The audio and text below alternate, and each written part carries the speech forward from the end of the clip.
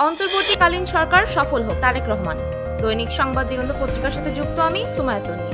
অন্তর্বর্তীকালীন সরকার প্রসঙ্গে বিএনপির ভারপ্রাপ্ত চেয়ারম্যান তারেক রহমান বলেছেন, বিএনপি শুরু থেকেই স্পষ্ট করেছে তারা চায় এই সরকার সফল হোক। তার মতে এই সরকারের সামনে দুটি বড় দায়িত্ব রয়েছে। প্রথমত, প্রয়োজনীয় সংস্কার সম্পন্ন করা এবং দ্বিতীয়ত একটি সুষ্ঠু ও স্বাধীন নির্বাচন আয়োজন করা। তিনি বলেন, মূলত যেসব সংস্কার এখনো জরুরি তা সম্পন্ন করার মাধ্যমে একটি স্বাভাবিক, গ্রহণযোগ্য এবং অংশগ্রহণমূলক নির্বাচন আয়োজন করাই সরকারের প্রথম কাজ। এই কাজের মধ্য দিয়ে জনগণ আস্থা ফিরে পাবে এবং দেশের রাজনৈতিক অবস্থা কাটিয়ে ওঠা সম্ভব হবে। তারেক রহমান আশা প্রকাশ করেন, সরকারের উপর অর্পিত দায়িত্ব তারা সঠিকভাবে পালন করবেন। তিনি বলেন, আমরা চাই তারা কাজটি সুন্দরভাবে সম্পন্ন করুন। এই কাজ কতটা সফলভাবে সম্পন্ন হয় তার উপরই ভবিষ্যতে রাজনৈতিক সম্পর্ক ও সহযোগিতার উষ্ণতা নির্ভর করে। রাজনৈতিক বিশ্লেষকরা মনে করেছেন, বিএনপি নেতার এই বক্তব্য অন্তর্বর্তীকালীন সরকারের প্রতি ইতিবাচক বার্তা রয়েছে। একই সঙ্গে তিনি সরকারের দায়িত্বশীল ভূমিকা পালনের প্রত্যাশাও ব্যক্ত করেছেন। এতে দেশের গণতান্ত্রিক ধারাবাহিকতা রক্ষায়